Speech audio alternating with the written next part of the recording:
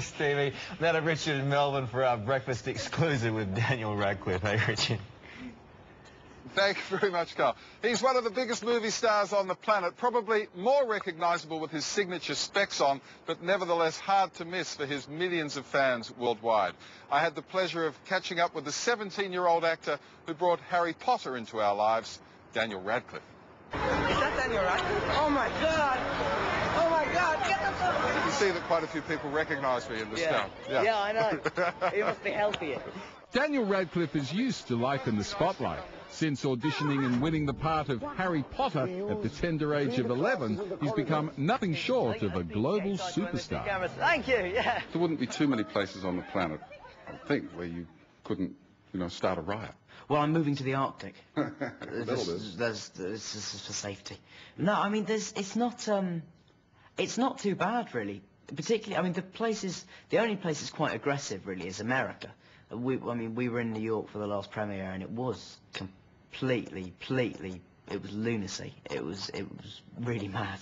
But over here, again, people do recognise you, but they're nice when they come up. They're really friendly and laid back, and it's great. While Daniel doesn't have a lot of spare time these days, he did find a few months to film an Australian production, funnily enough, about a group of orphans. It's called The December Boys. How you going? Good night. See you later. It's a family film in that it is about family, and it's about the importance of it, and these kids yearning to have a sensation of being part of a family. But I think young people will enjoy it for the story and things, but I think older people will enjoy it because I think everyone has a period in their life which they look back on. I think that was something that was a moment or a period that changed my life. While The December Boys is out early next year, Harry Potter and the Order of the Phoenix will be hitting screens in July, with the final two still to come. So how does Daniel see Harry's future? Joe Rowling said that 2 people are going to die by the end of the journey. You reckon you're one of them? I like to think so, yes.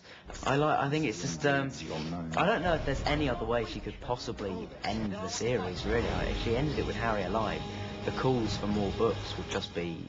Definitely. You spend so much time as Harry Potter messing with the dark side. Are you a religious person? I'm not, no, at all. I've grown up in... My mum was of Jewish blood and my dad was Protestant, so I grew up in a very... I'm very interested in religion as something to study, but I'm not a religious person in the slightest, no. You don't lie awake at night thinking, oh my God, what have I done, what have I done, what have I done? What? No, I don't think I'm a sinner. I don't think I'll be condemned, no. I don't think so either. You're here to present an award at the AFI Awards, which is going to be wonderful. Do you see much Australian stuff? Did you get a chance when you were here? Yeah, absolutely. I mean, I've been absolutely outraged at the fact that I heard... Because prior to the Australian Film Awards, and I sort of thought, oh, well, I must watch the films then. I heard nothing about Candy. And I think it's far and away one of the best films I've seen this year. I thought it was just... beautiful, amazing. Because people kept saying about how bleak it was, and I think it is bleak, but there's so much joy in it as well. So that for me was amazing. I loved Kenny. I thought that was fun. I couldn't believe it wasn't real, really. And the guy in it, what was it? Shane Jacobson. That's him. He reminded me loads of Timothy Spall, who's in as a sort of Australian. Jindabyne was very, very bleak. But the performances were so, again, brilliant. And I thought, I enjoyed Suburban Mayhem. I thought the film was good, but for me it's Emily Barclay is the main actress. I thought her performance was what made it really sort of extraordinary. I thought she was brilliant in it, and sort of outshone almost the rest of it in a way. But I thought it was really good. You get full marks if you've got a comment on 10 Canoes as well. I have seen 10 Canoes. I think it's so far removed from anything in my frame of reference that I found bits of it hard to sort of not understand but have a connection with. But I like the way it was shot, and I like, the stylized, because bits of it are very, very natural and bits of it are very stylized. And I sort of like the, juxtaposition of the two. So full marks? Go to the top of the class. Okay. Thank you. Well done. Now there's a guy who's done his homework. Daniel Radcliffe, of course, starring in the December Boys, and Harry Potter and the Order of the Phoenix that'll be out next year, and of course on stage at the AFIs tonight, which are going to be held at the Exhibition Centre, alternatively known as Jeff's Shed, just down the river there, 9:30 tonight on this very network, hosted by Jeffrey Rush, and that should be terrific, and good luck to all the nominees for the AFIs tonight. And Daniel Radcliffe, what a nice guy, huh? He knows his Aussie films, doesn't he, Richard? Knows his stuff.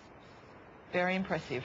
Of course, he spent that time in South Australia making the December Boys, so he had a fair bit of time to soak up the Aussie culture, but he's definitely done his homework there, don't worry about that. He's getting older, isn't he? It's just amazing Well, to see he's him growing up. Well, we've seen him grow up on screen. Can't Amazing. wait to see that latest Harry Potter. Thank you very much, Richard. Coming up on Today Live, performance. Looking forward to this.